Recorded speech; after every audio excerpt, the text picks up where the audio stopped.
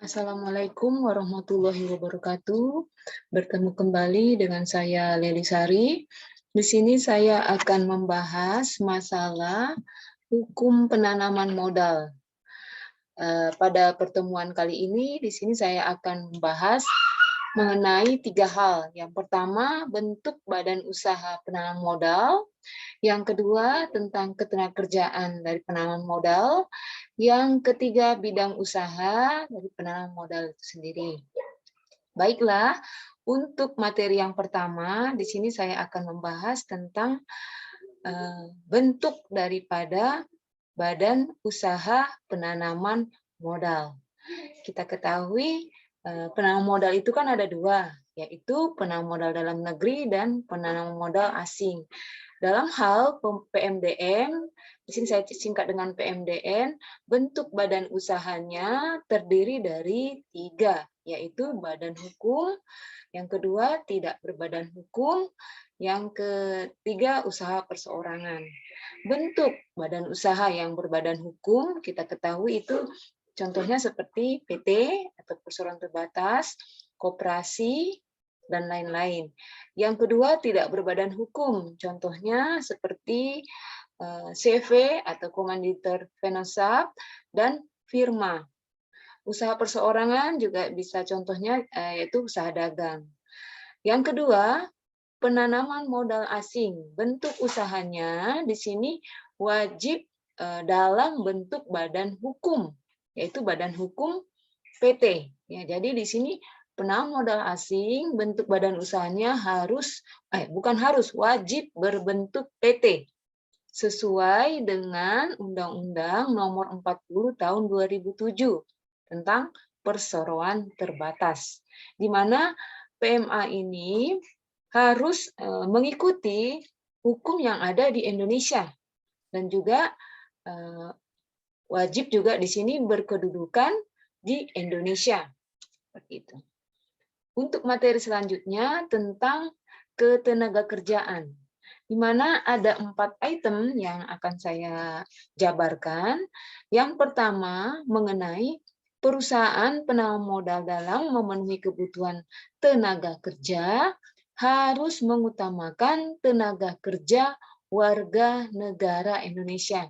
Jadi di sini warga negara Indonesia itu sebenarnya harus diutamakan. Karena di sini untuk kepentingan kita juga. Yang kedua, perusahaan penanam modal berhak menggunakan tenaga ahli warga negara asing, tetapi untuk jabatan dan keahlian tertentu. Jadi kalau misalnya di negara kita tidak ada yang ahli di bidangnya, kita bisa juga berhak menggunakan tenaga ahli warga negara asing, tapi sesuai dengan ketentuan peraturan perundang-undangan. Yang ketiga, perusahaan penanam modal wajib meningkatkan kompetensi tenaga kerja warga negara Indonesia melalui pelatihan kerja sesuai dengan ketentuan peraturan perundang-undangan. Yang keempat, di sini perusahaan penanam modal yang mempekerjakan tenaga kerja asing diwajibkan menyelenggarakan pelatihan. Dan ini yang penting, di samping menyelenggarakan pelatihan juga harus melakukan alih teknologi kepada tenaga kerja warga negara Indonesia sesuai dengan ketentuan peraturan perundang-undangan. Materi selanjutnya, di sini saya akan membahas tentang bidang usaha bagi penanaman modal.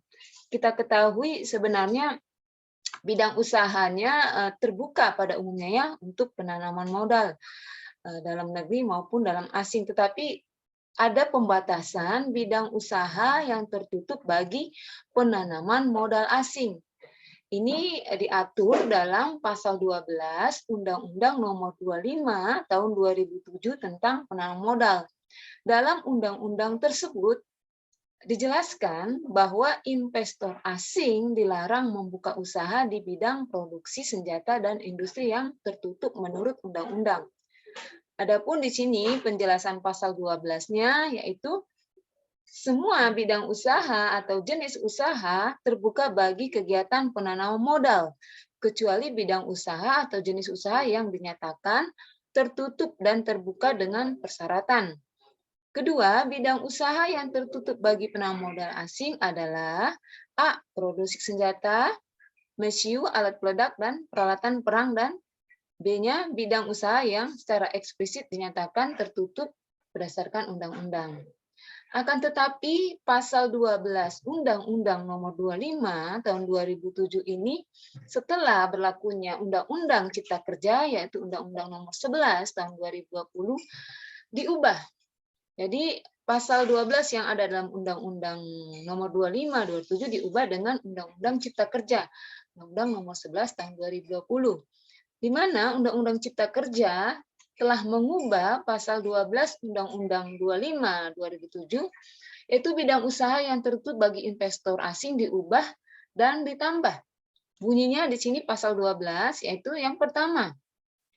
Semua bidang usaha terbuka bagi kegiatan penanaman modal, kecuali bidang usaha yang dinyatakan tertutup untuk penanaman modal atau kegiatan yang hanya dapat dilakukan oleh pemerintah pusat. Yang kedua, bidang usaha yang tertutup untuk penanaman modal sebagaimana dimaksud pada ayat 1 meliputi sebagai berikut. A. Budidaya dan industri narkotika golongan 1. B. Segala bentuk kegiatan perjudian dan atau kasino. C. Penangkapan spesies ikan yang tercantum dalam Appendix 1 Convention on International Trade in Endangered Species of Wild Fauna and Flora.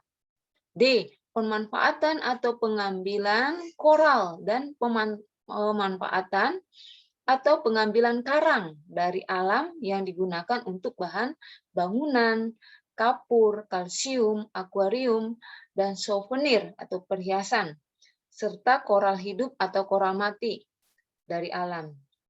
E. Industri pembuatan senjata kimia, dan F. Industri bahan kimia, industri dan industri bahan perusak lapisan ozon.